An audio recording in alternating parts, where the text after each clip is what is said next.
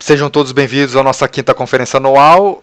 Eu espero que essa conferência seja motivadora para que mais pessoas preparem trabalhos e textos para a gente publicar no site, para a gente publicar, apresentar em conferências, etc. Por isso, o meu tema de hoje. Opa! É sobre técnicas básicas em historiografia. É uma coisa que não é um assunto que não é simples, é bem complexo, é difícil para muitos historiadores profissionais, o que nenhum de nós aqui é. Quer dizer, eu não sou, não sei vocês. Mas que todos nós, com treino e especialmente com dedicação e trabalho, podemos fazer. Qualquer um pode fazer. E importante para poder fazer isso é ter conhecimento de técnicas básicas. Então, vamos discutir isso. Opa.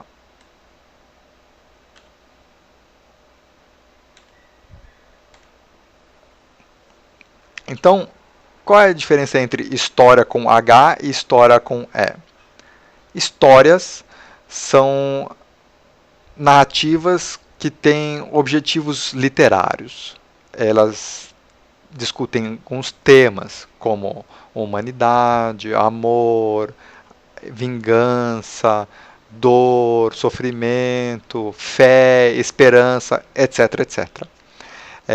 São narrativas que muitas vezes têm propósitos específicos, eles querem partilhar de alguma lição de moral, alguma mensagem, alguma filosofia específica, ou desejam criar emoções, né? Suspense, medo, alegria, saudade, amor.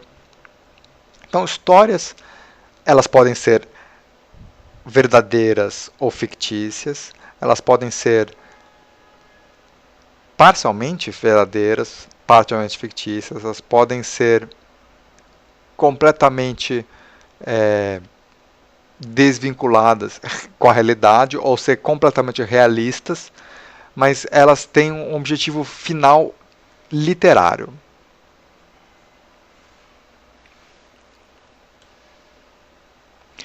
Por outro lado, história com H, ela é muito mais voltada com uma investigação sistemática, racional e científica do passado. História com H pode incluir uma narrativa literária. Ela pode elucidar emoções, ela pode focar em temas ou lições, mas a base principal dela não é o esforço literário, não é a narrativa, é ganhar conhecimento do passado. A palavra, etimologicamente, tem sua base histórica na palavra grega história, que significa buscar conhecimento através de investigação. Então, a história com H, ela está muito focada em fatos e dados. E datas também. É uma coisa que muitas adolescentes reclamam: a história é um saco, porque a gente tem que tornar fatos, tem que tornar datas, nomes, etc. E é comum você escutar com historiadores que falar que história não é sobre fatos e datas. História é sobre algo mais, uma análise, etc, etc. Análise crítica, etc. O que em parte é verdade, a gente vai discutir isso mais para frente. Mas o fundamento básico de história é fatos e datas. Não dá, é impossível estudar história sem conhecer os fatos, as datas, sem ter um conhecimento, uma controle, um domínio intelectual sobre os eventos do passado. E história não é só decorar fatos, datas, eventos, nomes, mas também uma análise crítica desses fatos, desses datas, desses eventos, dos nomes das pessoas, etc, etc. Então, você pode pensar em história como um CSI. Né? Eu acho que a maioria das pessoas já viu algum episódio daquele não, né? Daqueles seriados famosos sobre investigadores de cena de crime. Então você pensa assim, num CSI historiador. Um historiador ou uma pessoa investida em história, ela quer investigar fatos, datas, eventos, nomes. São peças em quebra-cabeças que você pode montar de uma maneira sistemática, racional e crítica uma análise coerente, uma análise profunda e conhecer o passado. O que história não é? A gente sabe o que história é. O que história não é? Acima de tudo, história não é sobre a verdade com V maiúsculo. Verdade com V maiúsculo é um conceito mitológico. O que história procura fazer é compreender o passado. Um bom historiador sabe que a verdade com V maiúsculo é um objetivo final que é inatingível. A gente pode procurar nos aproximarmos o máximo possível, mas o passado, como a vida humana, como as interações humanas, como tudo na realidade humana, é muito complexa e não pode ser reduzida a 2, 3 pontos simplísticos. Né? Então é importante lembrar que a história não é sobre a verdade. A história não é final. Você escuta muito de um livro novo, fala, essa é a última palavra, a palavra final sobre assunto X. E história não é final. A gente procura sempre conhecer mais, sempre aprender mais, sempre descobrir mais, mas ela nunca pode ser final. Abordagens diferentes, mesmo que os fatos não mudem, os dados não mudem, os nomes não mudem, abordagens novas sempre são possíveis e sempre adicionam ao nosso conhecimento do passado. História não é um empreendimento solitário. História é, acima de tudo, um empreendimento coletivo. Nenhum historiador, em nenhum assunto, sobre nenhum tema, é a autoridade máxima. História, ela depende da avaliação de pares. Se eu produzo alguma análise histórica, ela precisa passar pelo crivo por outras pessoas que conhecem aquele assunto, conhecem aquele tema, aquele período e podem discutir, porque o importante de história é a discussão intelectual sobre a análise desses dados, eventos, datas, nomes, etc. Então, a revisão de pares, ou seja, a conversa com outros historiadores, outras pessoas conhecedoras do assunto, é fundamental. E esse daqui está errado o slide, viu? Quando eu estava falando que história não é verdade, final e solitária, a história ela depende do balanço de probabilidade. O balanço de probabilidade é um conceito muito útil em ciências, em investigação criminosa. Balanço de probabilidade é um conceito que significa que você precisa ter conhecimento e chegar de dados e chegar a conclusões que melhor explicam todos os dados. Então, dentro de todas as probabilidades, considerando que poucas coisas são absolutamente impossíveis, em teoria filosófica, a princípio, você tem que saber o que é mais provável dado aqueles dados. Então, se você tem dados A, B e C que juntos levam a probabilidades de eventos X, Y, Z. O evento X pode ser mais provável com eventos dados A e B. Evento Y mais provável com dados B e C. E Z mais provável com A, B e C. Então, no balanço de probabilidade, o evento Z é o mais provável. Eu sei que eu te fiz uma explicação bem complicada, mas é bem simples. Se você pega o conceito da navalha de Occam,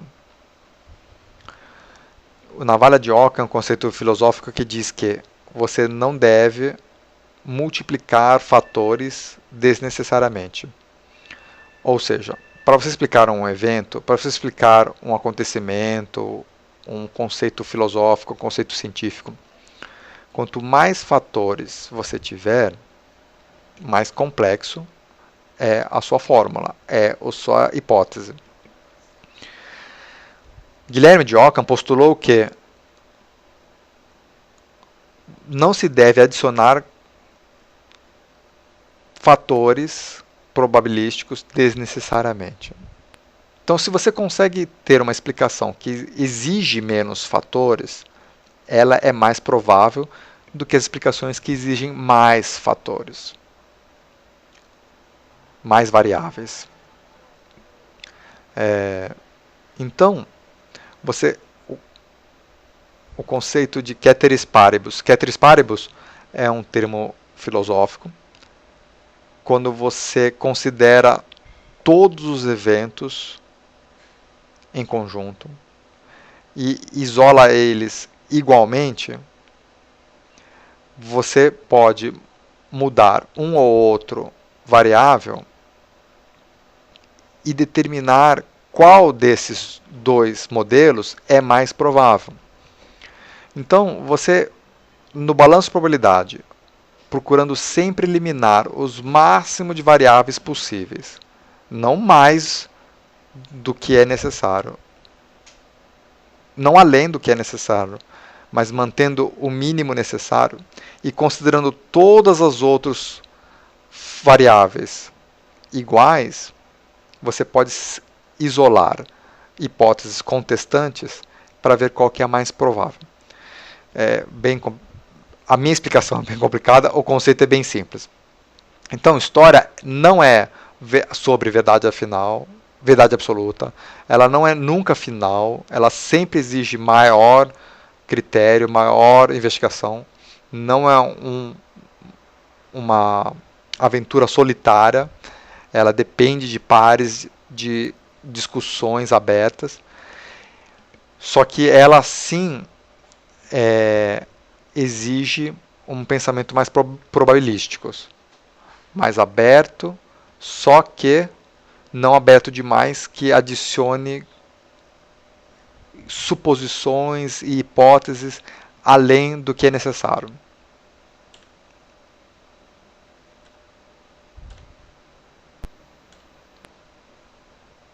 Bom, então, a primeira coisa que nós precisamos discutir para quem faz história, tendo em mente tudo isso que nós discutimos até aqui, é que a coisa mais importante para um historiador são suas fontes. Fontes podem ser primárias, elas podem ser secundárias, elas podem ser terciárias. Fontes primárias. Por que as fontes são importantes? Porque o historiador ele precisa de pistas sobre o passado. Ninguém consegue voltar no passado e observar o passado. Então nós não conseguimos observar o passado através de nossas fontes. E as fontes, elas podem ter qualidades diferentes, elas podem ter importâncias diferentes. Então, uma fonte primária é sempre uma fonte que nos oferece uma janela sobre o passado que é completamente direta. O que são fontes primárias? Então, uma foto é uma fonte primária. Um artefato, uma gravata, um sapato, artefatos arqueológicos, como espadas, selos, moedas, são fontes primárias que nos dão pistas sobre o passado. Cartas são fontes primárias. Então, uma carta que o meu avô escreveu para minha avó há 50 anos atrás é uma fonte primária sobre o relacionamento deles, sobre o meu avô, sobre a minha avó, etc, etc. Fontes secundárias, elas são tipicamente fontes que discutem fontes primárias. Então, por exemplo, se eu acho uma carta que a minha mãe escreveu para minha avó e ela discute as cartas que o meu avô escreveu para minha avó. Ela é uma fonte primária sobre a minha mãe, mas ela é uma fonte secundária sobre o meu avô, que ela discute algo que está no passado, que foi escrito no passado, mas ao qual eu não tenho acesso através dessa carta. Eu tenho acesso ao passado da minha mãe escrevendo para minha avó, não ao passado do meu avô escrevendo para minha avó. Então, essa é uma fonte secundária. É uma fonte que discute fontes primárias.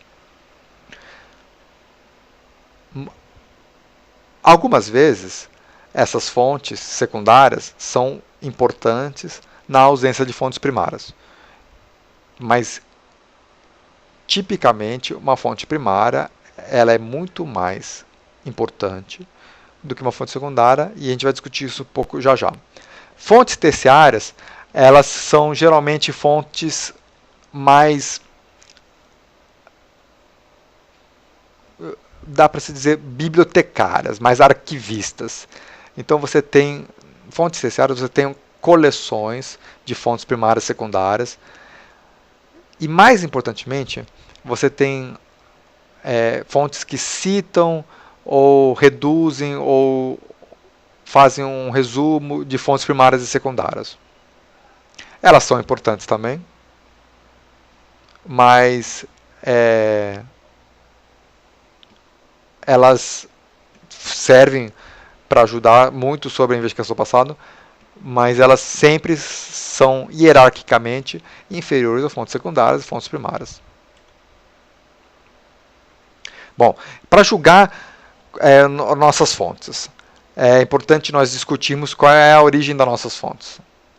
Então, é importante a gente saber que tipo de fontes são. Se são artefatos, né? Artefatos eles podem dizer muitas coisas. Se um sapato, uma gravata, uma moeda, pode dizer muito do passado. Elas têm seus limites.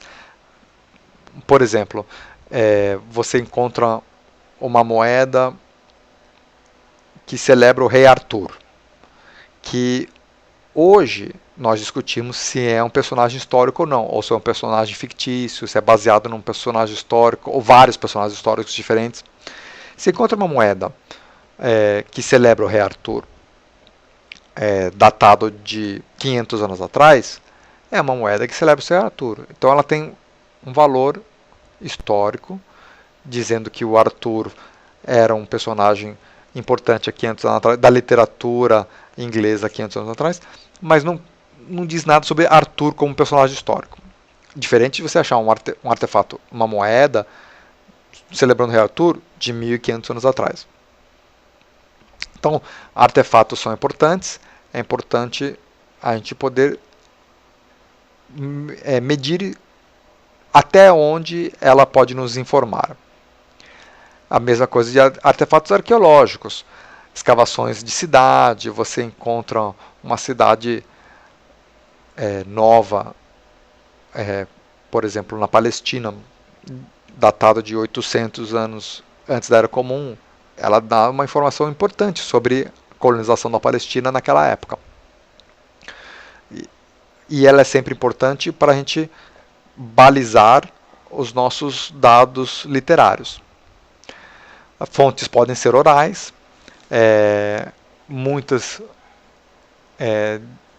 muito do nosso conhecimento do passado vem através de transmissão oral, seja por entrevista, seja por transmissão de tradições orais. E fontes podem ser escritas, elas podem ser documentos, ela pode ser uma carta de débito, né? Eu devo tantos dracmas a fulano de tal. Então, documentos como documentos bancários, transações comerciais, escrituras no sentido de propriedades, né? Casa, fazenda, gado, etc. Fontes escritas podem ser também cartas, ou mesmo diários. E é importante a gente saber, um diário escrito na primeira pessoa é uma fonte primária inestimável para descobrir sobre aquela pessoa específica. Então, é importante saber quais são as nossas fontes. Identidade do autor é muito importante. Você saber quem escreveu aquela carta, ou quem escreveu aquele documento, ou quem fez aquela entrevista. Se a pessoa tem conhecimentos diretos. Então, é uma pessoa que fala sobre suas próprias experiências, ou uma pessoa que fala sobre experiências que ela escutou de outra pessoa. Então, essa já é uma fonte primária. Se ela escutou eventos relatados por outra pessoa, de uma terceira pessoa, já não é uma fonte secundária distante. Então, esses dados são importantes. Quanto mais próximo dos eventos a identidade do autor for, maior valor histórico tem aquele dado para a nossa análise. A data da autoria é importante também. Então, se o autor escreve aquele diário no dia seguinte ao evento, ela tem uma importância. Se ele escreve, como nas memórias, 40, 50 anos depois, tem outra importância. A visão que ele tem do evento muda com o passar do tempo. A memória do evento muda com o passar do tempo.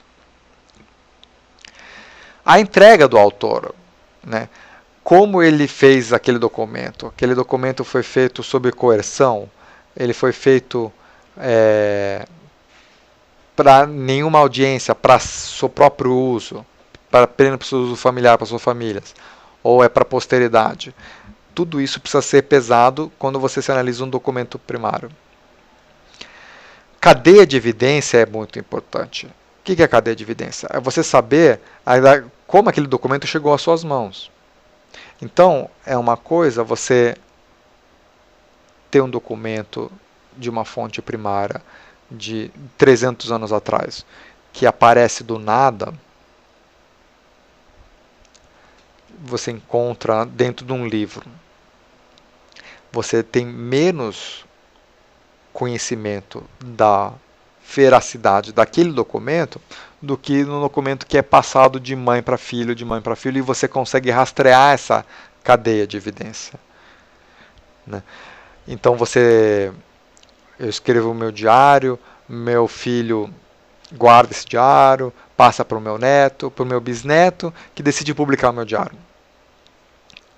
Então você tem uma cadeia clara de evidência. É muito mais provável que aquele diário seja meu do que um diário qualquer que aparece de repente 200 anos depois. Integridade textual também é muitas vezes importante, especialmente antes de Gutenberg, da invenção da prensa móvel, onde os documentos eram copiados à mão. Quanto mais um documento é copiado, maior a chance de erros no texto. Quanto mais vezes o documento for copiado, quanto menos cópias dos documentos copiados nós temos, ou se nós não temos mais o documento original, é mais difícil você verificar inequidade textual. E isso é muitas vezes importante.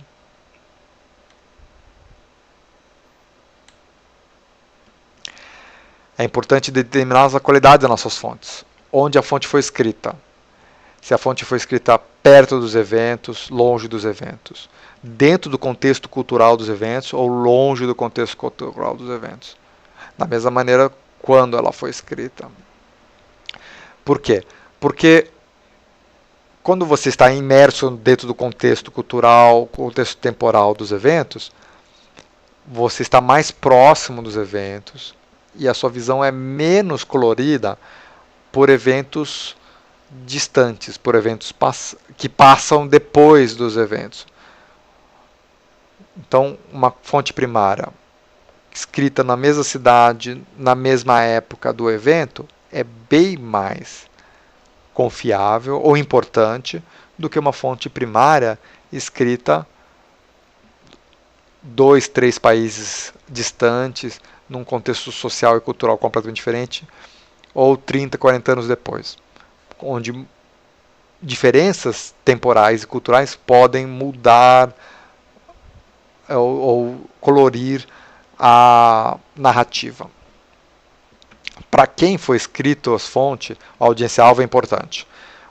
Quem escreveu aquele documento estava compartilhando um fato, um evento, uma narrativa, ou estava tentando convencer uma audiência de algum evento ou de algum assunto. Com que propósito ela foi escrita, com quais fontes ela foi escrita. Se você tem conhecimento imediato, isso aconteceu comigo, eu estou escrevendo para contar o que aconteceu comigo, ou se aconteceu com meu amigo, ele me contou e eu estou escrevendo. Ou se aconteceu com um amigo de um amigo e eles me contaram e eu estou escrevendo. Ou se eu peguei um documento escrito pelo meu amigo do meu amigo sobre o evento que aconteceu a ele e eu estou escrevendo sobre isso. Então, quanto maior a distância do evento, mais difícil, menos importante esse relato, quanto mais próximo, mais importante, mais relevante. E qual o seu valor evidenciário depende de todos esses fatores.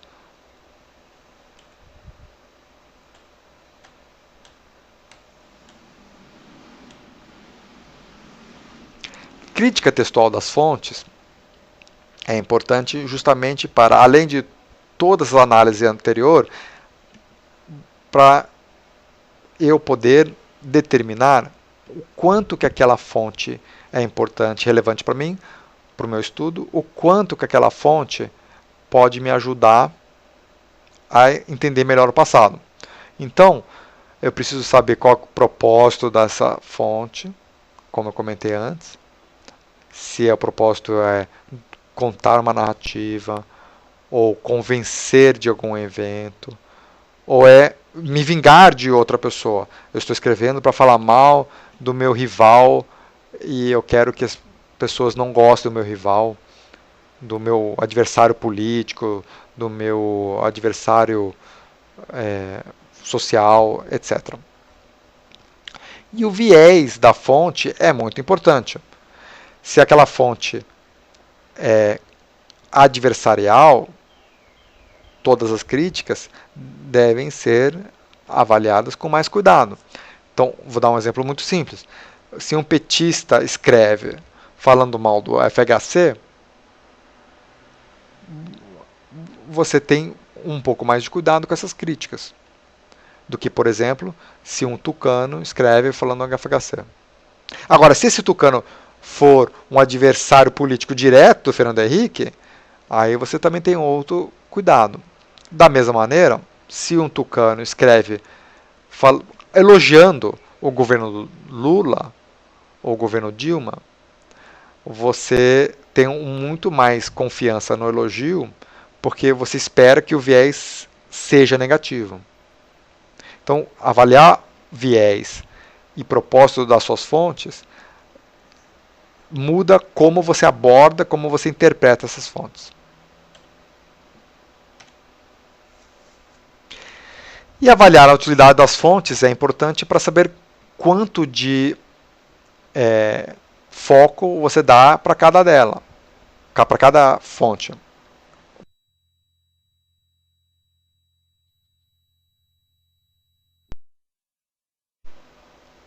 Então você tem se a fonte é original ou não. Quanto mais original, mais importante ela deve ser. Se você tem 20 fontes relatando o mesmo evento, a 21ª, a 22ª, a 23ª, que concordam com aquelas outras fontes, elas têm menos importância dentro da análise. Não que não sejam importantes, mas elas têm menos importância. A especificidade da fonte, né, o quanto que ela ajuda naquele tema específico. Então, como eu comentei da moeda de Davi, de Arthur, do rei Arthur. A moeda de rei Arthur de 500 anos atrás, ela tem muito pouca especificidade. Ela nos conta sobre o que se está falando dentro da cultura inglesa 500 anos atrás, mas nos fala muito pouco sobre o rei Arthur propriamente dito. A pertinência das fontes, se ela nos fala sobre aquele assunto ou se ela simplesmente existe, por existir como barulho, um artefato histórico. O poder de explicação é uma qualidade importante. Então, se aquela fonte ela nos ajuda a explicar algum evento histórico, ela é uma fonte muito importante. Se ela nos ajuda pouco, ela tem menos importância. E o poder de predição. Isso daqui é uma coisa que muitas vezes as pessoas esquecem, mas história, análise histórica, ela tem que oferecer algumas predições, algumas profecias. Você precisa montar hipóteses históricas que sugiram outras hipóteses. Então, por exemplo, você encontra uma moeda homenageando o rei Arthur há 500 anos atrás. Então, ela sugere que havia um interesse cultural muito grande sobre rei Arthur. E é provável que, se você procurar, você vai achar livros, panfletos, cartas discutindo o rei Arthur 500 anos atrás. Então, se aquele é seu primeiro dado, ele oferece uma predição para uma busca mais aprofundada em um sentido. Ela não oferece uma predição sobre encontros, né, achados de 1500 anos atrás, da época do rei Arthur.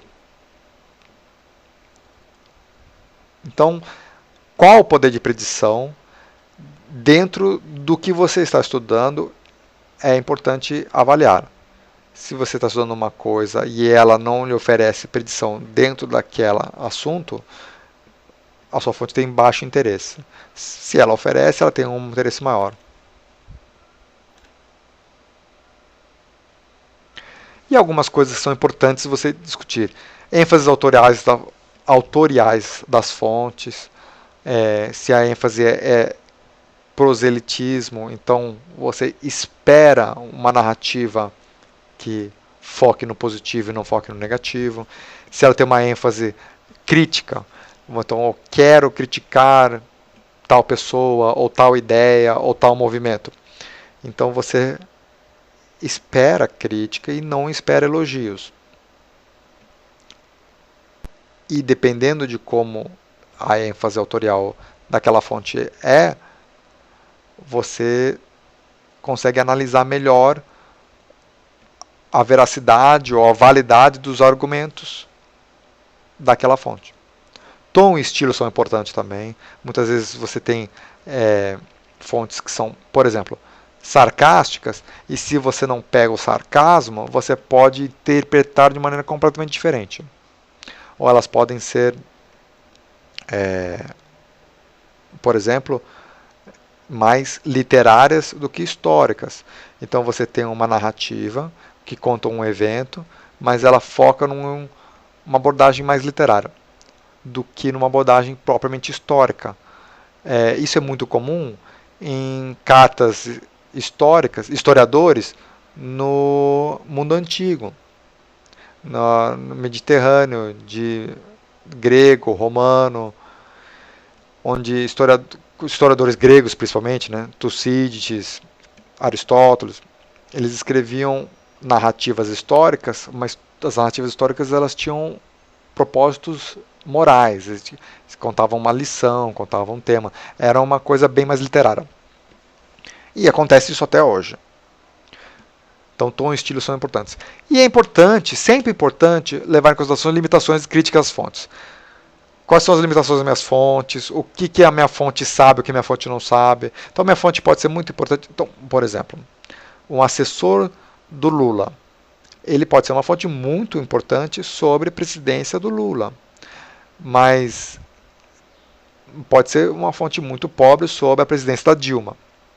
Então ele conversa sobre a presidência da República nos últimos 12 anos. E é uma limitação grande se essa pessoa não está dentro do governo da Dilma, por exemplo. E críticas às fontes sempre é importante. E é importante você conhecer o que as outras pessoas falam das suas fontes. Porque aquela fonte pode ser muito importante para você, mas outros historiadores, conhecendo aquelas fontes, não dão o mesmo valor. Por quê? Isso é importante saber e abordar. Se você acha que eles outros estão errados e a fonte é realmente importante, você precisa estar pronto para defender essa fonte. Por que ela é importante? Por que ela é relevante? Se ela não for, você precisa assumir isso, aceitar a crítica e usar menos a fonte ou usar com mais parcimônia. Mas é importante conhecer quais são as limitações e quais são as críticas às suas fontes. Bom, saindo das fontes, você juntou as fontes, você monta uma análise crítica das suas fontes, dos eventos que você está tentando recriar. Então, a análise crítica ela precisa ser sistemática, precisa ser racional e ela precisa levar em consideração o balanço de probabilidade. Eu vou mencionar rapidamente algumas ferramentas que a gente usa, que a gente pode usar para análise crítica de fontes. Não é uma lista completa e é uma lista bem superficial. Então, você pode usar um critério de atestação múltipla, independente.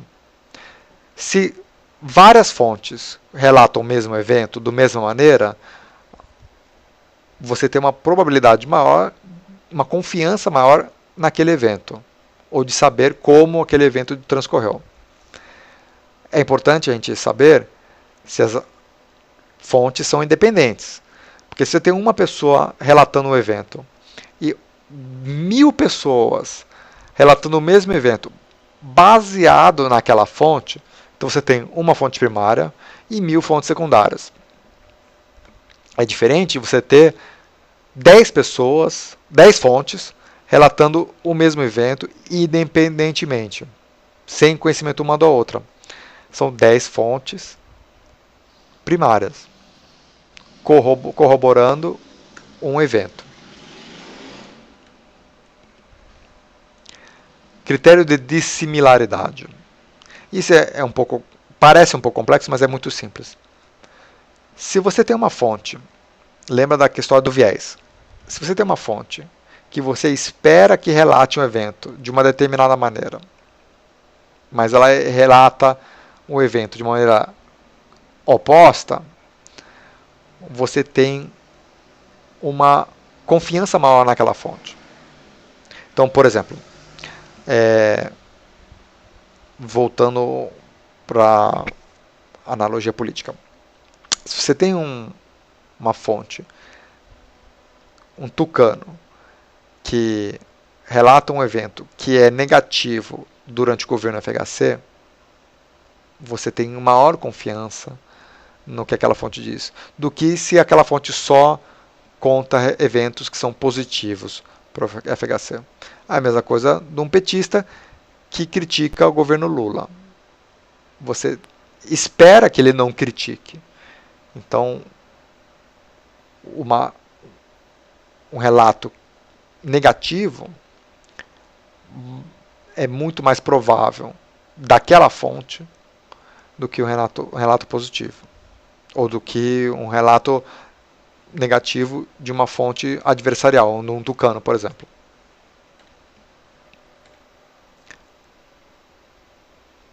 Critério de embaraço é um pouco parecido, não é a mesma coisa, mas é quando você espera uma coisa que você sabe, por exemplo,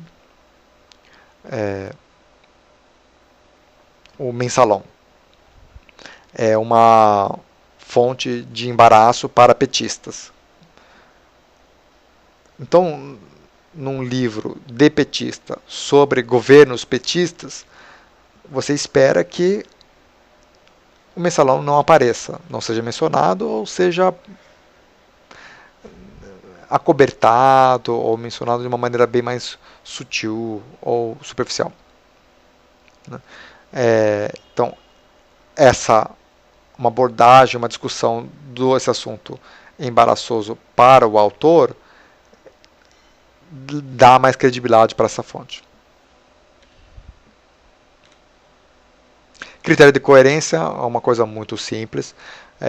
Se ele é um fato, uma discussão, uma narrativa, é coerente dentro do contexto sociocultural. E contexto temporal também. Então, por exemplo, você pega um documento que discute uma carta de um soldado brasileiro na Itália durante a Segunda Guerra Mundial. Você não espera esse soldado nessa carta mencionando telefones celulares. Isso é um anacronismo e, portanto, falha no critério de coerência. Lógico que eu estou dando um exemplo completamente absurdo, mas isso é muito importante em contextos políticos, contextos culturais, em contextos físicos mesmo. Você discute bom, isso daí é outro assunto, a gente deixa mais para frente. Um critério de coerência exige que os documentos sejam coerentes dentro do seu contexto sociocultural histórico. Elementos que saem desse contexto devem levantar suspeitas da sua fonte. Critério de plausibilidade histórica é muito similar e é bem autoexplicativo. Uma coisa que, baseado no nosso conhecimento daquele contexto, é absurdo ou completamente fora do possível, devem levantar algumas questões.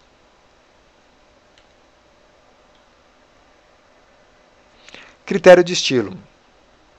Então, grafia é importante.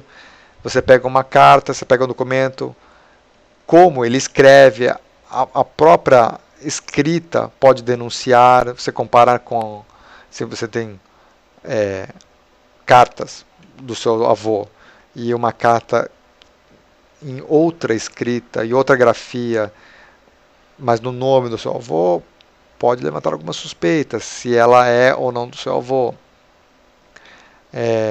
Grafia também no sentido de como se escreve as palavras, né? Porque a língua evolui com o tempo.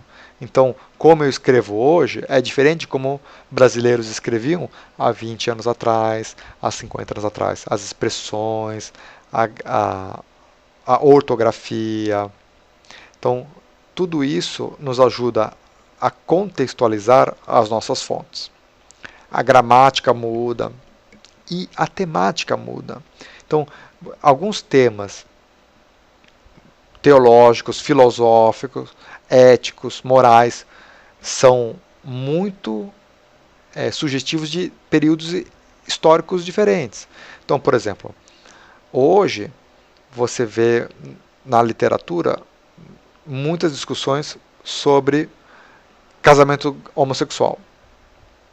Você não via isso há 50 anos atrás. Então, se você pega um jornal, você não vê a data, mas mais ou menos pela grafia, pela gramática e pela temática, você consegue datar aquele documento. E baseado na temática, você consegue datar e contextualizar o documento.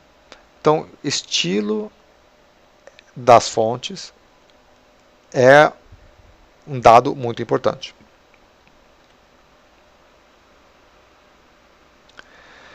E quando nós avaliamos nossas fontes, é importante a gente fazer uma contraposição, comparar as nossas fontes uma com as outras. Então você tem vários pesos, você tem um peso da maioria. Então você tem várias fontes e você tem uma maioria que apontam por uma direção e uma minoria que apontam para outra. O balanço de probabilidade é que a maioria das suas fontes, tendo o mesmo peso de outros critérios, estão mais corretas do que a minoria. Lembrando que a gente precisa sempre hierarquizar as nossas fontes entre as que são mais úteis e menos úteis, mais confiáveis e menos confiáveis. Comparando as fontes dentro dessas mesmas categorias de qualidade, você supõe-se que a maioria está mais certo do que a minoria. Peso de confirmação externa. Isso é muito importante. Você tem as suas fontes que apontam numa direção e você tem outros dados externos que confirmam suas fontes. Então, por exemplo, dados arqueológicos. Então, voltando para o Rei Arthur, você encontra uma cidade onde tem inscrições. Rei Arthur passou por aqui, Rei Arthur dormiu aqui. Mais ou menos datando a mesma época que ele, é uma confirmação externa. Se você não tem essa confirmação externa, é mais difícil de você estabelecer aquela fonte como confiável. Então, artefatos como selo, carta. Então, por exemplo, uma carta que tem uma data específica, num envelope com um selo com aquela data, o selo é uma confirmação externa da data daquela carta. E assim por diante. Peso de hierarquia, super importante. Você tem uma hierarquia de fontes. Quais são as mais confiáveis, as menos confiáveis, quais são as mais relevantes, menos relevantes. E isso você precisa levar em consideração quando você vai montar a sua análise crítica. Peso de probabilidade, contexto e uniformidade. Uniformidade no sentido de direção, contando um evento da mesma maneira. Então, se você tem 10 fontes que contam o mesmo evento de 10 maneiras diferentes, você tem muito pouca corroboração sobre aquele evento. Talvez que aquele evento tenha ocorrido, mas como ele ocorreu, você tem menos chance de conseguir reconstruir. E peso de contradições internas e externas. Um documento que tem contradições internas, ele tem menos valor histórico. E um documento que não tem contradições internas, mas tem contradições externas. Então, por exemplo, você tem um documento que fala sobre o Brasil e o documento supostamente é datado em 1400. Bom, você não tem nenhuma corroboração externa de que houvesse um Brasil em 1400. Você tem um documento que tem muito pouco valor, porque ele não tem muito pouco em termos de confirmação externa. Então, esse peso de contradições externas precisa ser usado para cada fonte e ser pesado na hora de estabelecer uma hierarquia de fontes e estabelecer uma probabilidade de sequência de eventos. Bom, então nós avaliamos as fontes, nós criticamos, analisamos criticamente as nossas fontes. Então agora a gente precisa montar o que nós sabemos, o que nós temos e ter uma abordagem histórica. Então, a abordagem histórica é exatamente como a gente vai interagir com as fontes que nós temos. Qual é o interesse que nós temos? É um tema. A gente está falando sobre Mormons no Brasil. É um tema. Ou então, Mormons desafetos no Brasil. É um tema. Nós podemos também ter outros temas. Pode ser um período, é um tema. Né? Então, Mormons, não só no Brasil, mas todos os Mormons no século XX, no século XXI, na época da internet. Né? Você pode ter um tema que seja mais relacionado com uma questão social. Então, Mormons que são classe C, D e E. Mormons de uma classe socioeconômica mais rebaixada.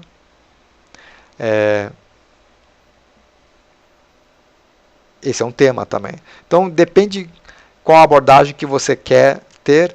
Você vai pegar suas fontes, analisar suas fontes e montar essas fontes dentro de uma análise crítica específica. O método histórico que você utiliza, a gente vai discutir isso um pouco agora, é muito importante, qual método que você quer usar. E baseado nos temas e no método que você vai utilizar, você vai pegar os fatos e as evidências que lhes são mais pertinentes e estabelecer hipóteses e narrativas de acordo. Então, a primeira coisa que você pode fazer é montar uma síntese. Essa síntese ela pode ser única e exclusivamente narrativa. Você pega todos os seus fatos, as suas evidências e narra a sua história de acordo com como você quiser montar, cronologicamente, tematicamente, ou discutindo períodos, etc, etc. É importante lembrar que essa síntese precisa ser baseada nos seus fatos e nas suas evidências. Ela tem que ser o menos possível baseada em suposições e hipóteses, ou então ideologias. Ela precisa ser baseada nos dados concretos que estão disponíveis. Ela precisa ter um escopo explanatório, ou seja, não adianta você só listar todos os seus fatos e evidências, mas é importante que ela explique alguma coisa. É importante que ela tenha esse poder explanatório, porque muitas vezes fatos desconexos não explicam absolutamente nada. Então é importante montar os seus fatos, suas evidências de maneira que possam explicar algo. É importante que a sua síntese tenha uma plausibilidade histórica, né? E para que isso ocorra, ela precisa depender de fatos e evidências e do contexto histórico. E como eu falei, ela tem menos suposições possíveis, sempre haverá suposições. Toda historiografia depende de algumas suposições, mas quanto menos suposições houver, mais confiável a sua reconstrução, a sua síntese historiográfica será. E menos desconfirmações. Desconfirmar o que é uma desconfirmação? É um fato ou uma evidência que completamente destrói as suas suposições ou destrói as suas explicações.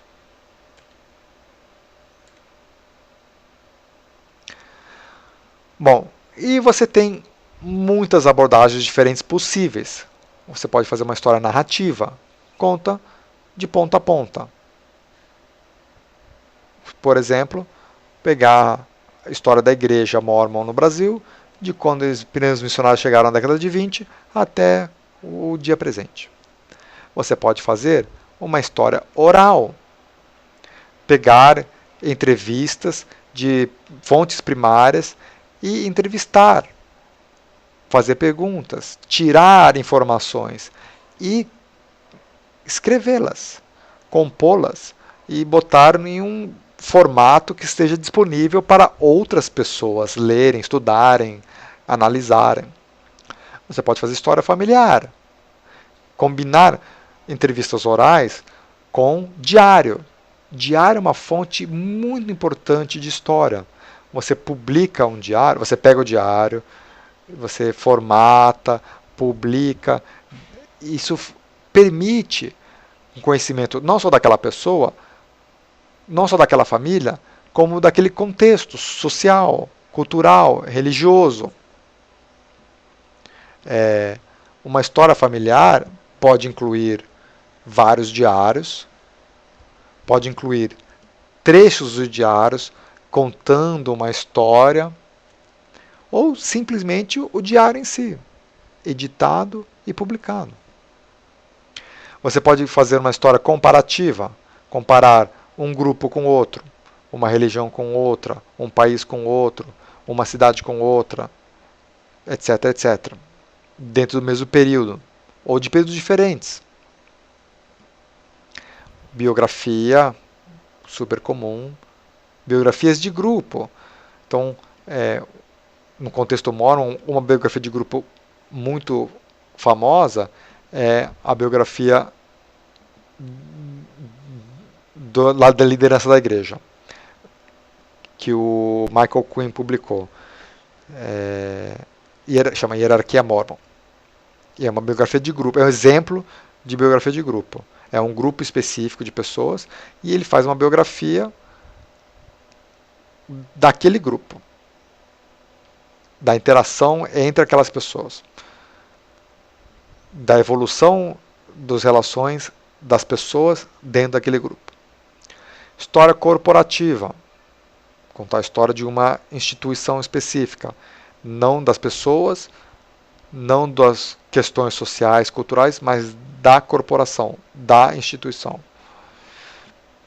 História política, história econômica, cultural, história social, discutir a evolução das interações sociais de determinado grupo, ou de uma cidade, ou de um estado, ou de uma igreja, etc. História de coletivos. A história de coletivos vem ganhando força nos últimos 50 anos. Então você tem história sobre história de mulheres, história de negros, história de gays, ou no contexto geral, ou no contexto específico. Mulheres do século XX, mulheres americanas, homens negros no sul dos Estados Unidos, história de gays na América Latina, etc. História intelectual, evolução de ideias e de filosofias. História de época. História de época é uma história maior, mais ampla. Então você pega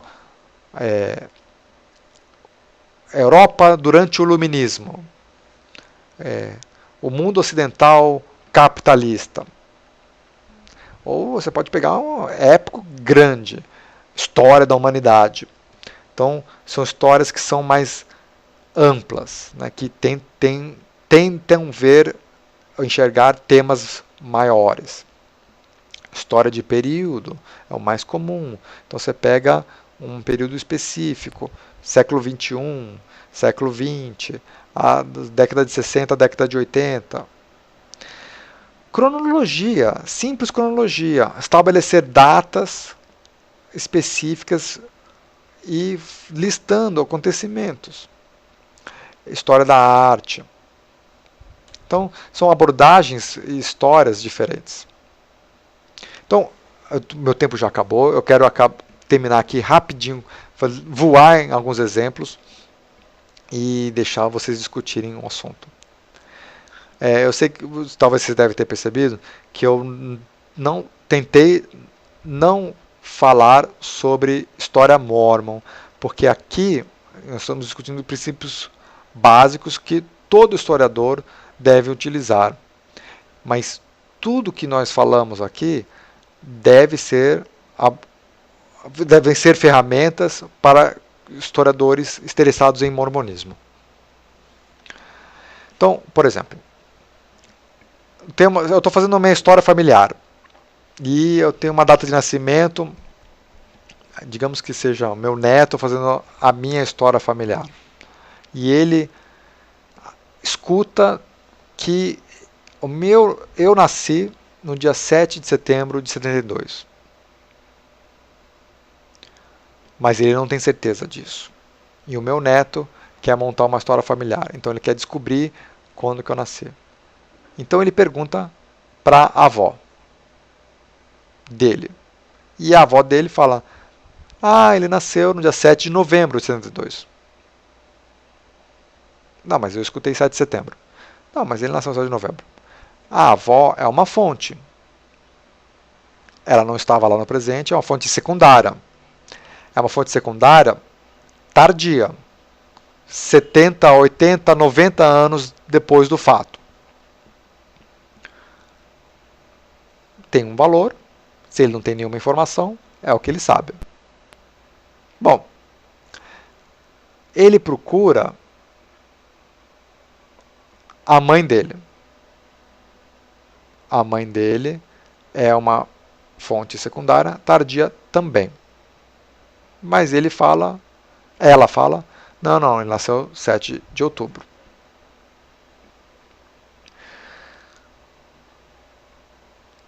A mãe, ela vira para ele e fala: eu sei que ele nasceu dia 7 de outubro, porque eu vi o documento RG, certidão de nascimento dele.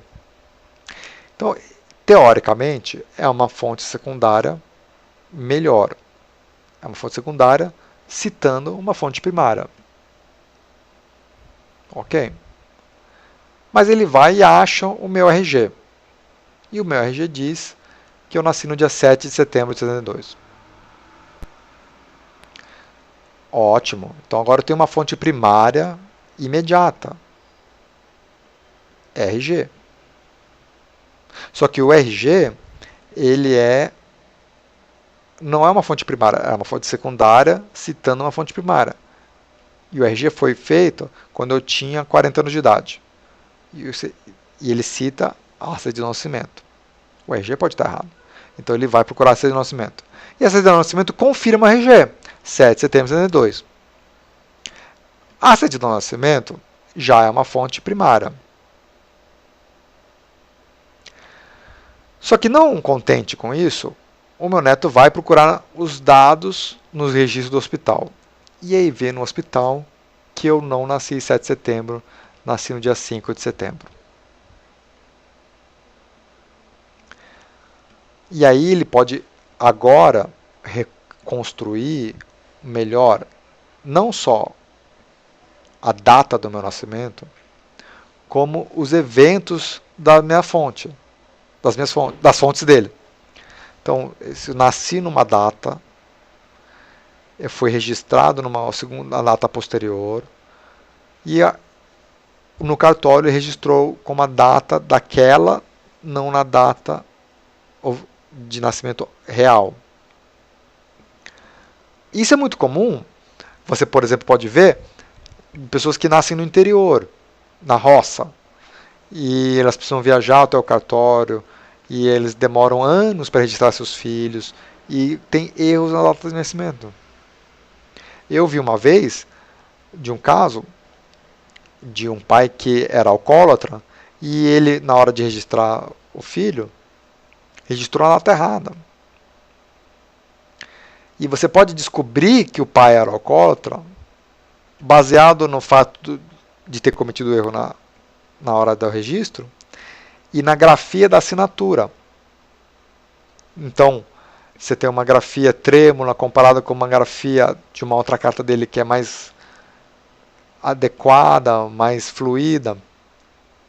Então, uma simples procura de data de nascimento pode gerar uma história sobre busca de fontes diferentes.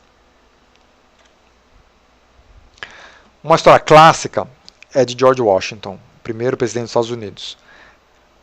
Se você procurar a história da árvore que ele cortou quando era criança e que o pai perguntou para ele, quem cortou essa árvore? E ele falou, eu cortei porque eu não consigo contar, não consigo mentir, não posso contar uma mentira.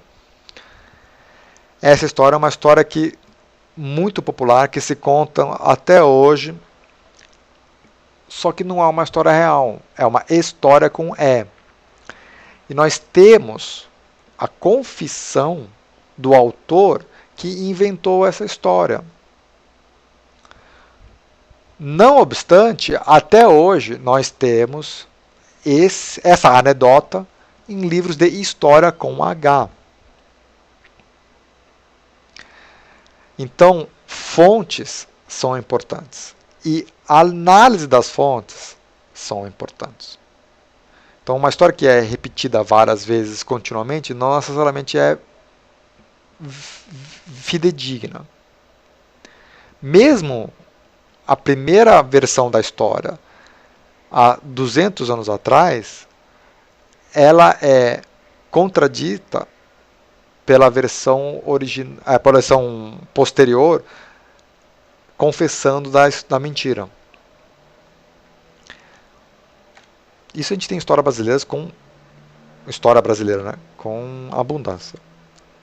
A causa perdida é um movimento comum nos Estados Unidos sobre a Guerra Civil Americana.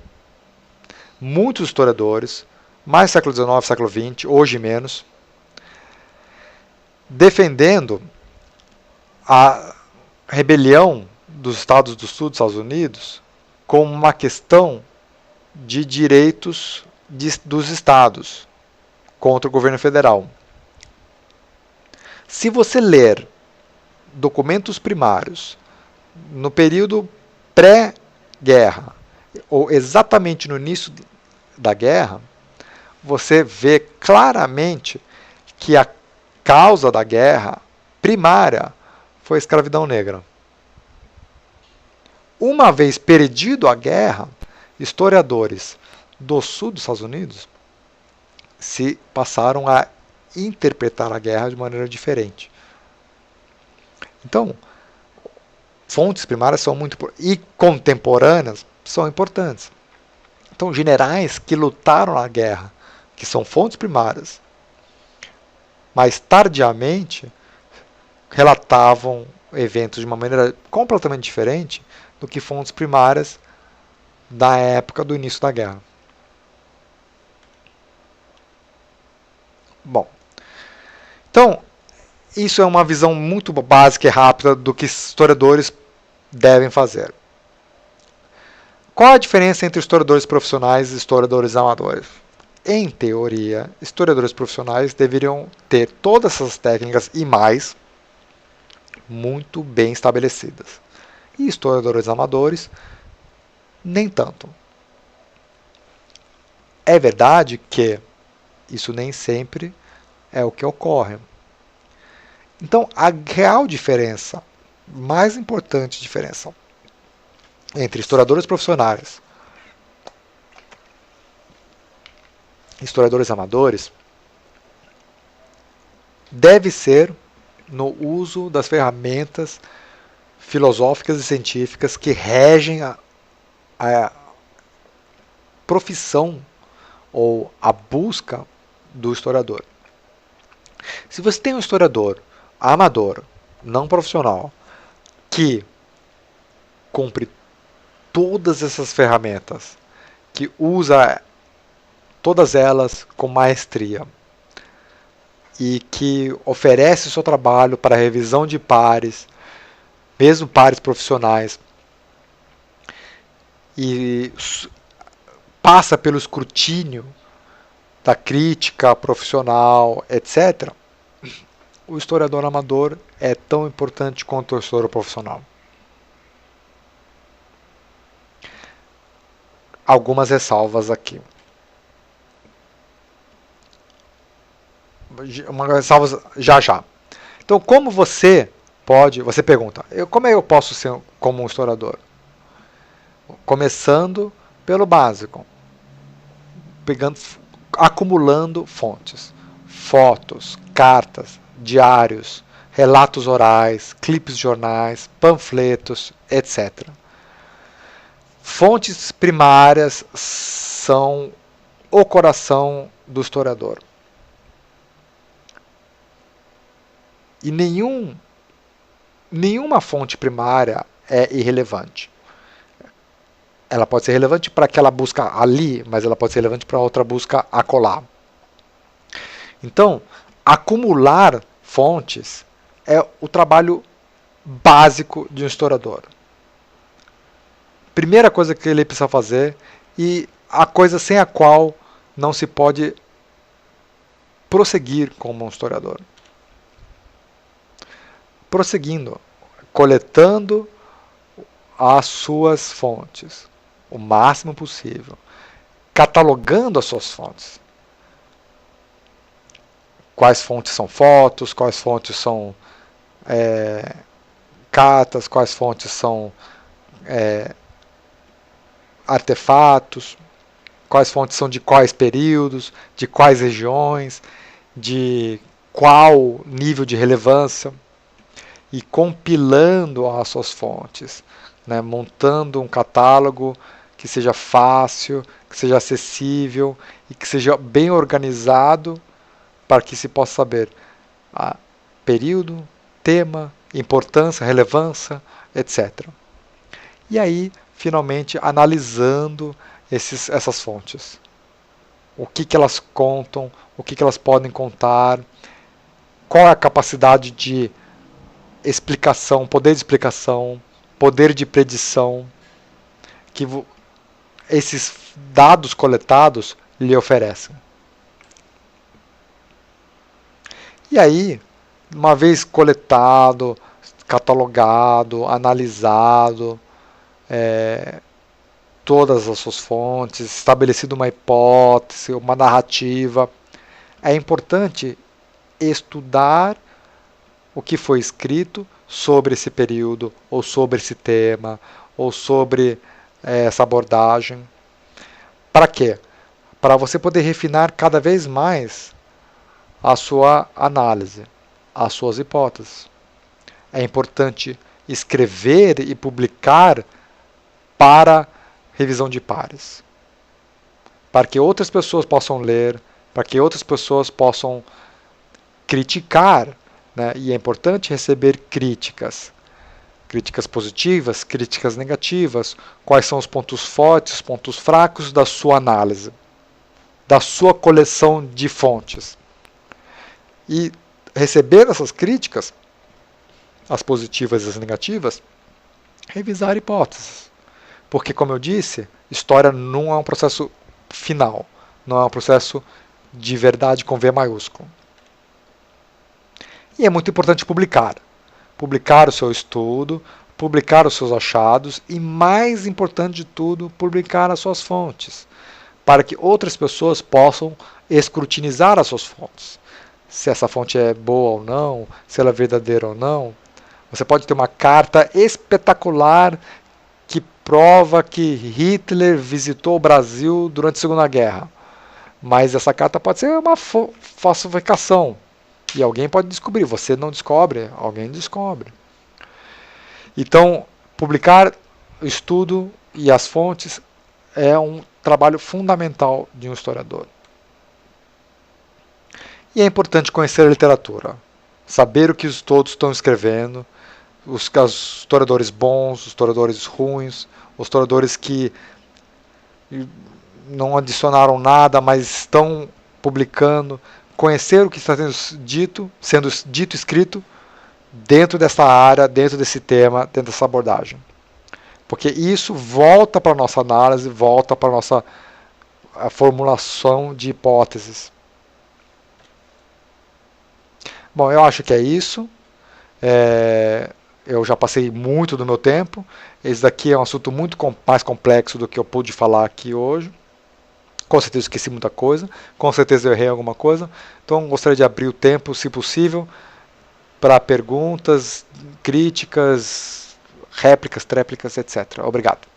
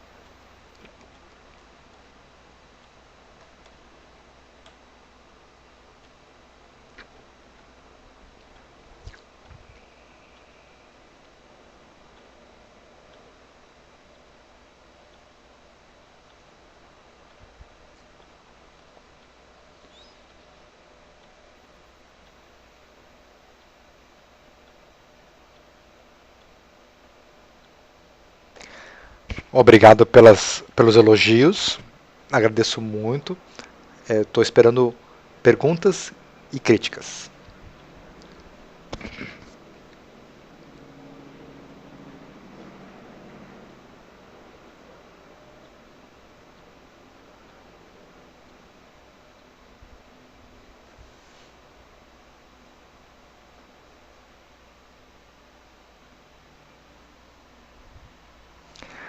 A primeira pergunta vem do Silvio, se a apresentação ficará disponível para os participantes. Sim, se bem que eu vou falar para você, eu tenho um pouquinho de vergonha, porque assim, primeiro que eu odeio ouvir minha voz, e segundo que tem um monte de coisa mal falada e pausada, e erros de português. Então talvez eu dê uma limpada nisso daqui, ou então passe só o PowerPoint. Mas sim, a ideia é amanhã, depois de amanhã, já está publicando isso daqui.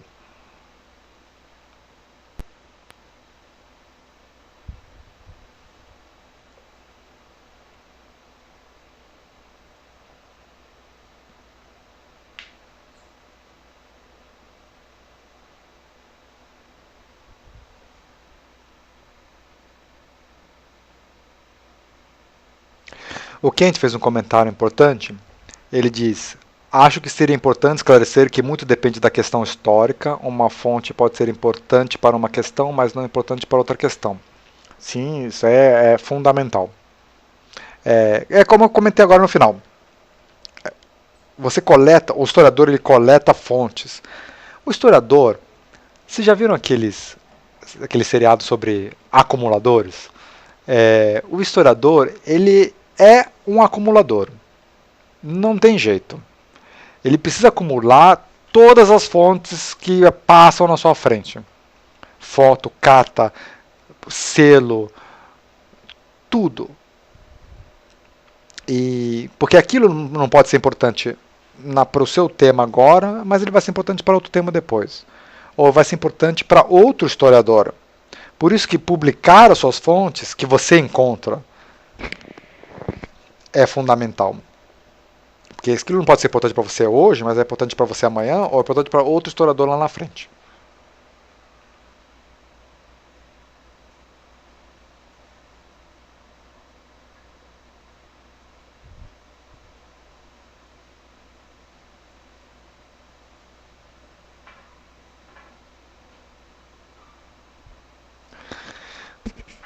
Bom, comentário do Silvio, pergunta do Silvio. Eu não sei se ele terminou a pergunta, mas ele escreve: recentemente apareceu um historiador no Jô Soares, inclusive, abre aspas, descontando a história de Tiradentes, fecha aspas, com qual história ficamos? Então, Silvio, isso é uma questão muito interessante do que a gente hoje chama de história revisionista. E é muito complicado isso, porque, bom, primeiro, antes de mais nada, eu acho que o termo história revisionista é um termo completamente equivocado.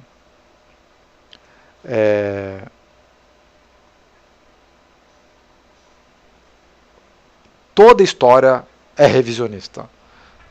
Todo historiador deve estar procurando revisar a história como a conhecemos hoje.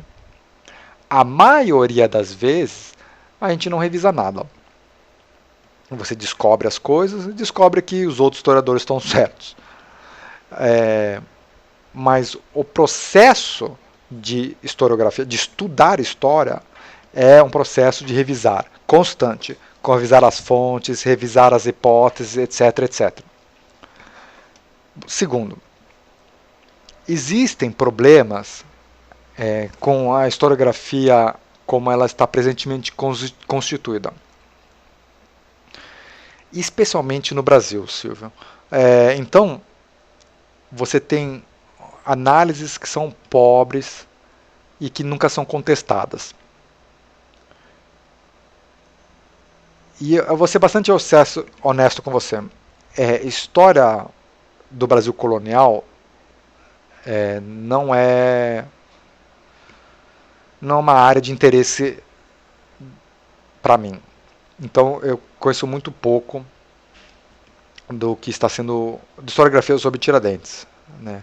O que a gente sabe, que é bem claro, que Tiradentes foi um personagem secundário na Inconfidência Mineira. Mas isso eu falo para você assim, de leituras completamente superficiais. Você perguntar para mim de história mormon ou de guerra civil americana, eu consigo entrar em detalhes muito melhores do que de história revisionista do que Tiradentes. Mas é um problema, sem dúvida nenhuma. Então, é importante saber que história ela precisa ser investigada sempre. Ela precisa ser revisada sempre. E quanto mais revisada ela for, investigada ela for, maior o grau de confiança que nós temos no conhecimento que nós temos hoje sobre história. Então você pega um evento como a Guerra Civil Americana, que é um evento fartamente documentado, fartamente analisado.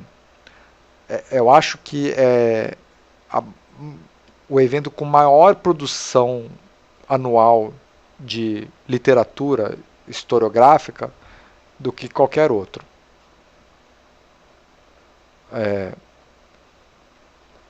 Alguém pode até me falar se eu estou errado, mas eu acho que sim, a produção literária é absurdamente alta. Então, você tem uma confiança muito maior do conhecimento que nós temos hoje sobre a Guerra Civil Americana do que a Inconfidência Mineira, onde você tem poucos historiadores focados em Inconfidência Mineira, investigando Inconfidência Mineira, produzindo literatura sobre Inconfidência Mineira. Então, assim, você pergunta assim, com que história ficamos? História não é final.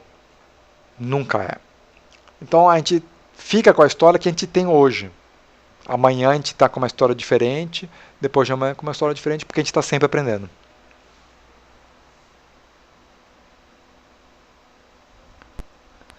Leonel pergunta, Marcelo, é possível que, partindo de uma premissa errada ou inverossímil, historiadores possam chegar a conclusões igualmente erradas e que isso venha a ser estabelecido como verdade? Leonel, isso é muito comum. Assim, você pergunta se é possível, eu falo para você que isso acontece o tempo todo. É uma das minhas maiores fontes de frustração e hoje é um motivo porque eu sempre, antes de comprar um livro, leio 3, 4 resenhas sobre o livro para ter uma ideia mais ou menos de por onde passa o raciocínio, porque tem autor que você vê assim, o cara começa tudo errado e vai tudo errado, e aí não vale a pena gastar. Eu tenho tempo limitado, eu não consigo ler tudo. É comum, sim. Marcelo Leonardo, até onde vai a linha divisória entre publicar uma fonte, sabidamente sem crédito, ou em desonestidade intelectual, ou apenas se faz o trabalho de historiador? Isso é uma questão bem complicada mesmo, viu? Bem complicado. É assim, Eu acredito que as fontes devem ser publicadas sempre. Se você publica a sua fonte de uma maneira honesta, os historiadores que vão utilizar essa fonte, eles poderão utilizá-la com critério. Então, se você tem uma fonte que é anônima, você publica e quem usa aquela fonte sabe que é aquela fonte anônima e você não tem nenhuma maneira de utilizá-la como autoridade. Mas ela pode sugerir uma linha de inquérito. Entendeu? Então, você baseado naquela fonte, você pode... eu não sabia que isso tinha acontecido. Vou pesquisar. E aí vai atrás de fontes mais confiáveis.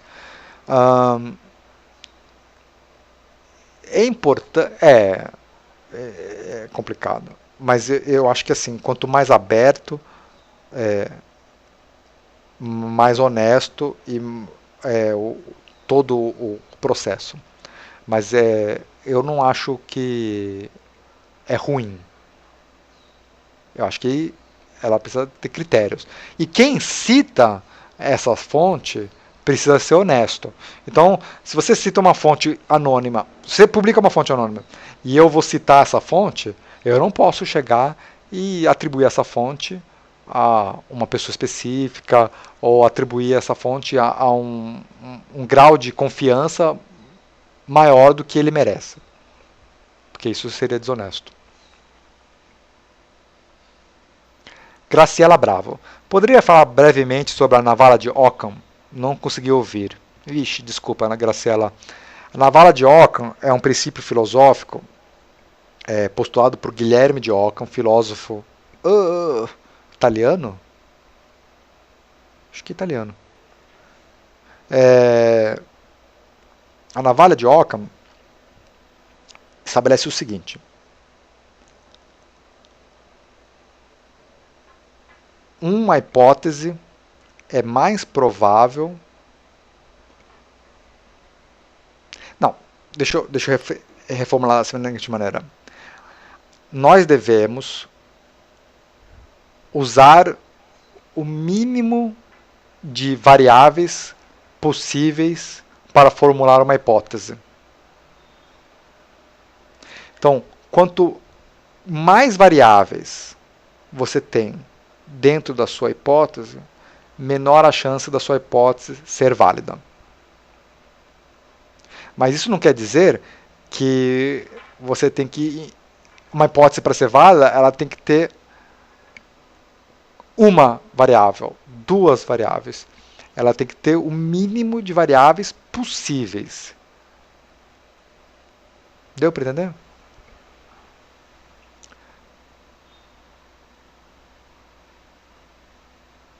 Marlon Paz comenta: só gostaria de esclarecer sobre os princípios históricos, por exemplo. Existem duas visões sobre o Holocausto, o sionismo, que é o que conhecemos, pois foi escrita por quem venceu a guerra.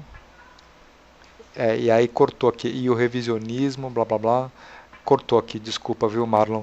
Se você puder escrever de novo. É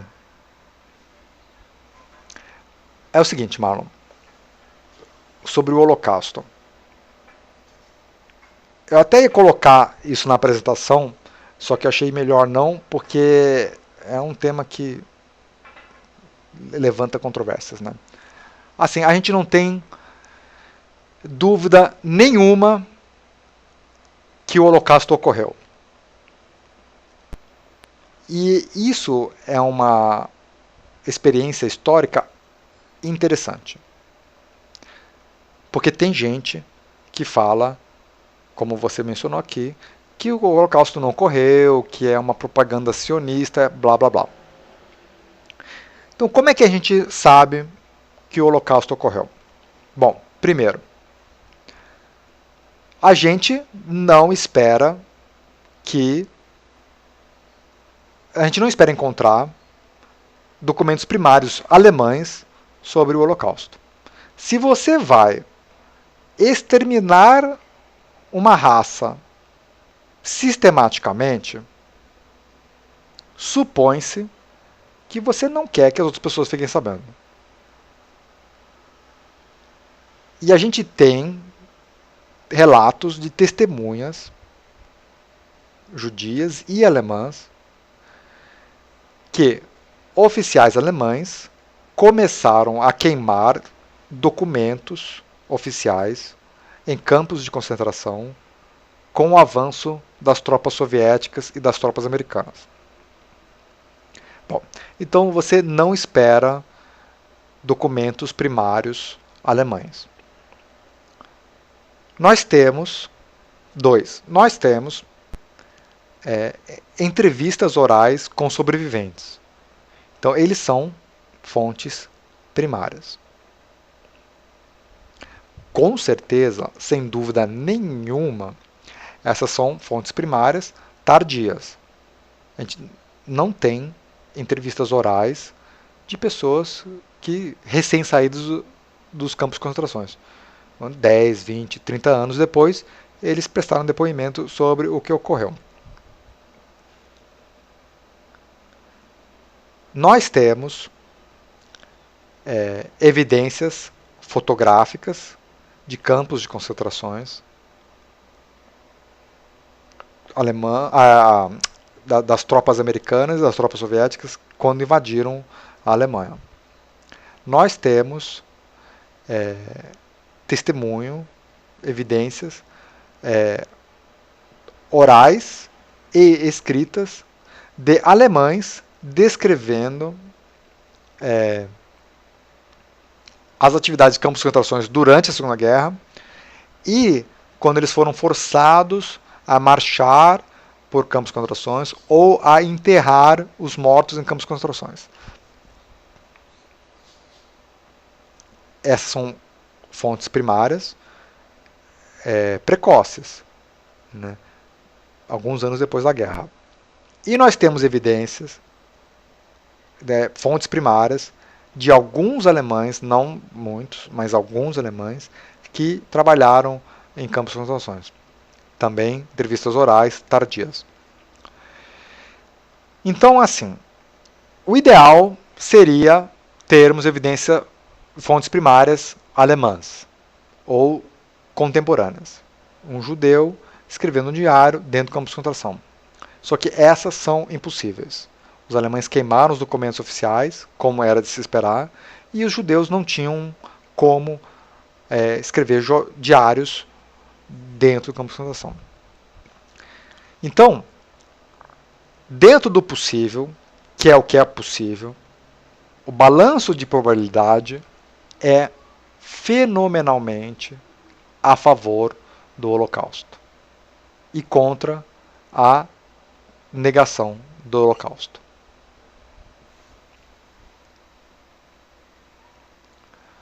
Vamos lá, peraí. Agora eu tô perdendo aqui. Ockham era inglês? Marlon diz aqui que Ockham é inglês. É possível, eu realmente não lembro agora.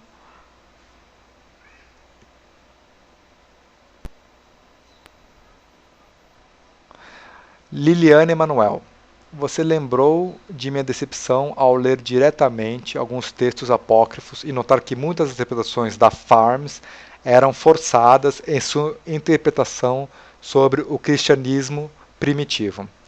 Liliane, excelente comentário. Justamente isso que eu falei.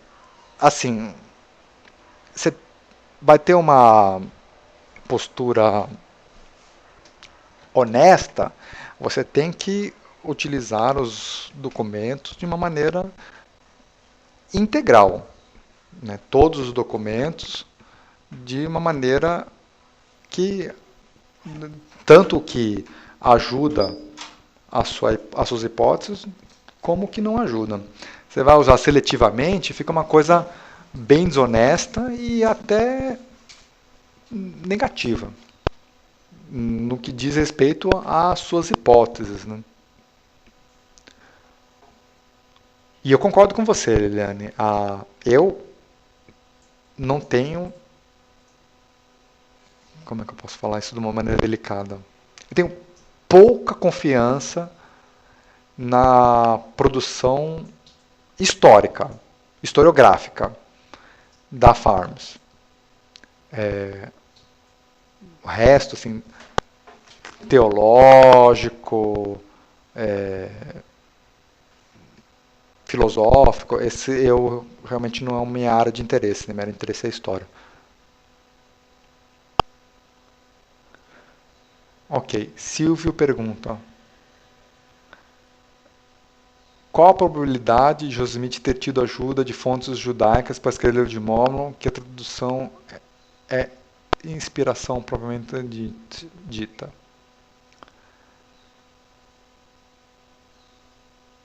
Ao invés de ter feito uma tradução e ou inspiração propriamente dita. Ai, ai, ai. Evitei ao máximo entrar em controvérsia durante a apresentação, aí o Silvio me coloca na fogueira.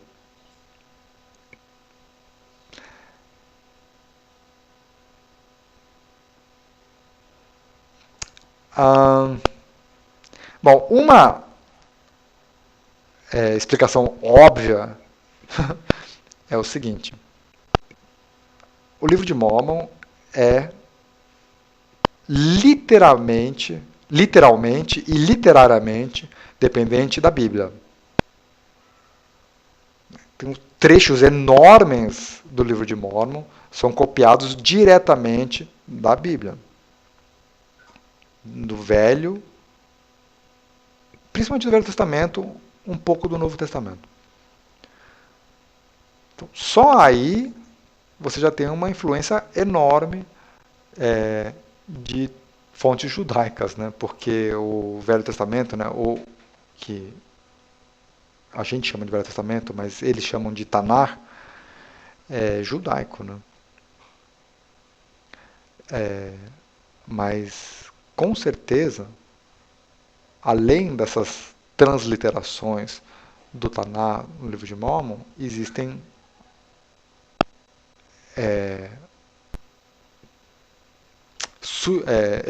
existe evidência que sugere influência de tradições e das histórias da mitologia judaica no livro de Mormon.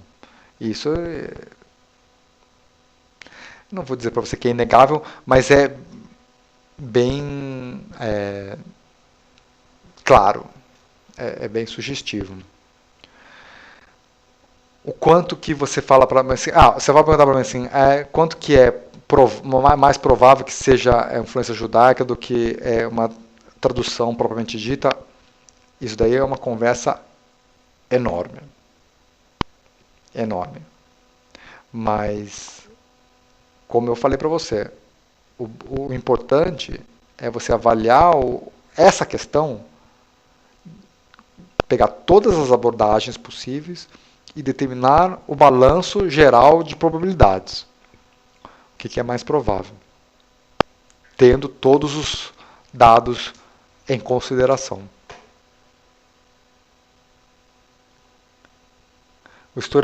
Como o historiador lida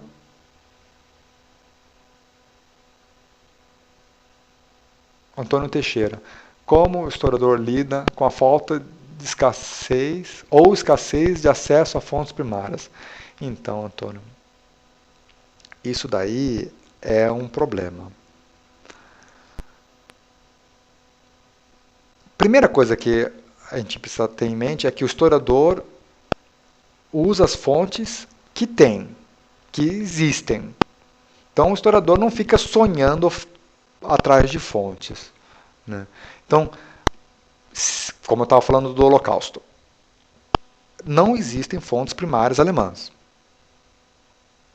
Você não tem documentos de campos de concentração, né? Porque eles foram queimados.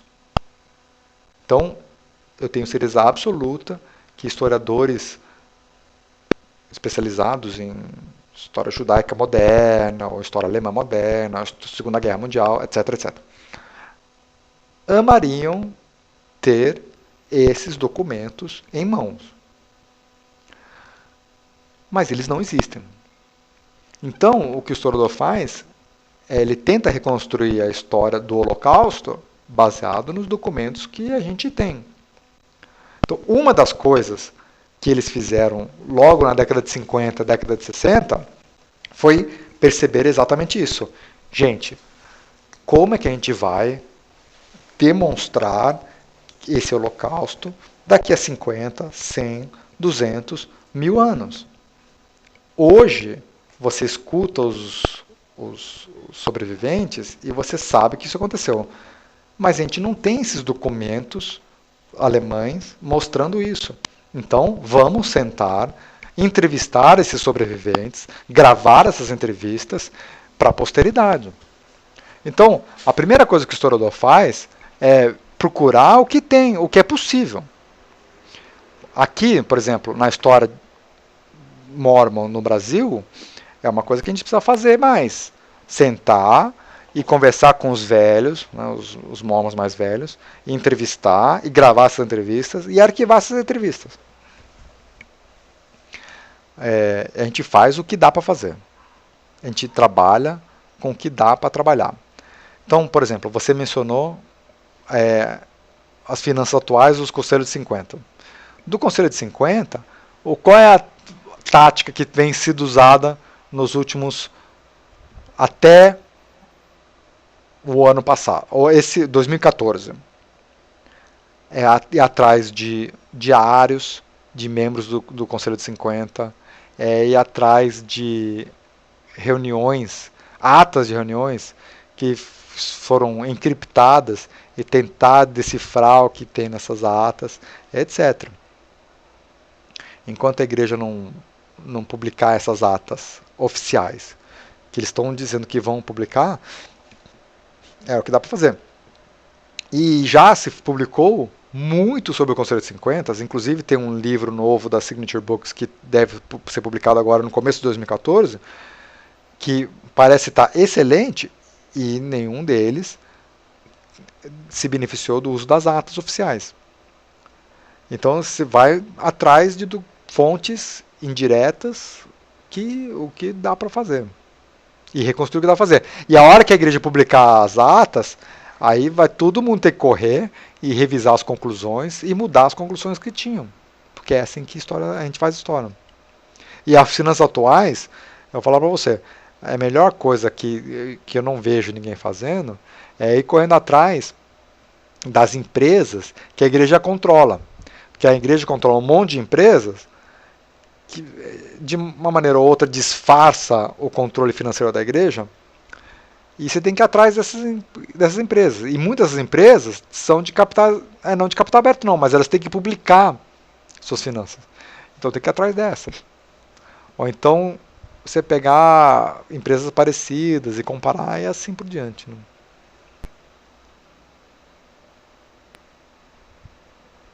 Né? Manuel, desculpa.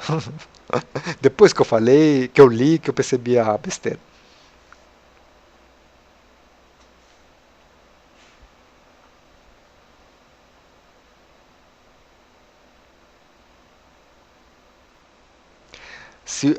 Tem uma discussão correndo aqui do Holocausto, eu não vou entrar nisso daí porque não é o foco da. Vocês podem discutir aqui à vontade, viu? Mas não é o foco da conversa. O Silvio falou, no caso do Holocausto, sobreviventes não seriam as fontes primárias? Com certeza, com certeza. Os sobreviventes do Holocausto são fontes primárias. O problema dos sobreviventes é que eles são fontes primárias tardias. Né? Então, você pega uma entrevista 20, 30 anos depois do Holocausto, e ela já é colorida por 20, 30 anos. O ideal seria pegar o carinha ali, esmilinguido, quase morrendo. O que aconteceu com você? Né? Mas ninguém ia fazer um negócio desse. Eu tenho certeza que ninguém nem pensou nisso. Né? Vamos salvar esses caras que estão quase morrendo. Mas com certeza são fontes primárias.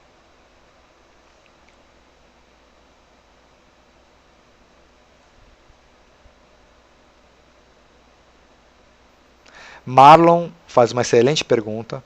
No livro Estrutura das Relações Científicas, do Thomas Kuhn, né? comenta que a ciência não evolui tanto por questões políticas. Acontece com a história o mesmo, com certeza. Sem dúvida nenhuma. E não só questões políticas, né? Questões sociais, questões culturais. E eu vou falar uma coisa para vocês aqui, e muita gente não vai gostar disso. Mas é verdade. História da religião, qualquer religião, sofre com isso porque você tem o contexto da fé, né? Então, você tem uma ideologia que, bem ou mal, ela é contrária a uma investigação crítica, né? Análise crítica.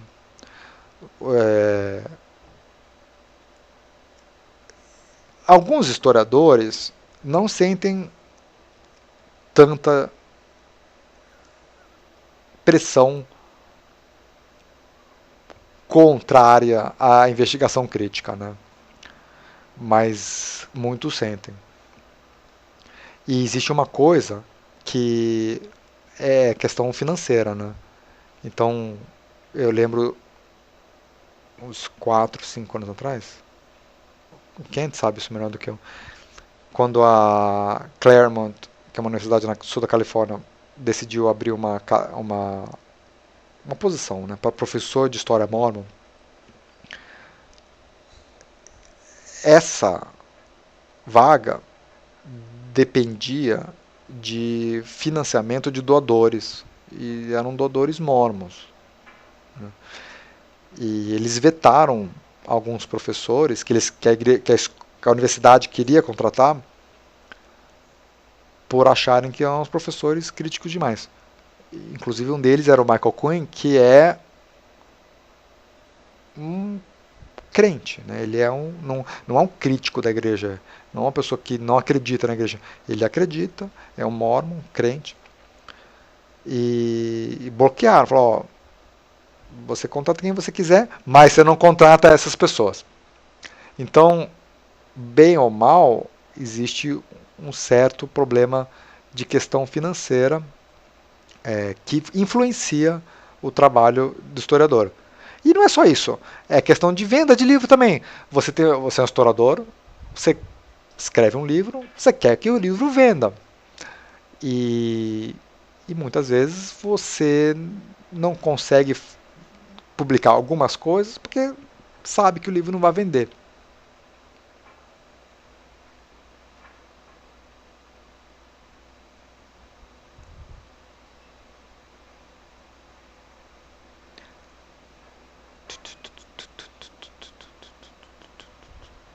Silvio, isso que você está dizendo agora, em resposta à questão do Marlon sobre história das religiões, serve para o judaísmo? Porque judaísmo é religião. Silvio, mais ou menos, né? Você tem o judaísmo cultural e você tem o judaísmo religião. Então você tem judeus são muito religiosos e são muito vocais em críticas contra historiadores que ou mesmo analistas, né? Então, eu vou dar um exemplo para você.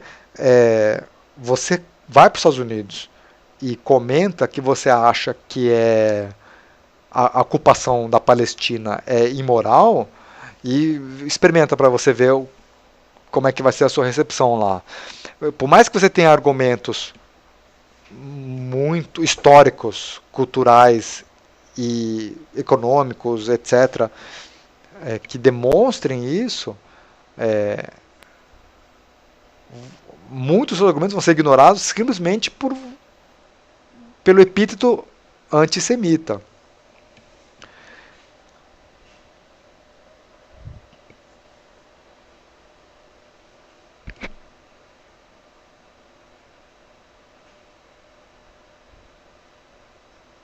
Bom, eu acho que a gente já passou bastante aqui, já ficamos bastante nesse tema. A gente tem uma apresentação do Kent sobre o assunto também, numa, né, perspectiva diferente. Eu acho que é uma boa hora para encerrar.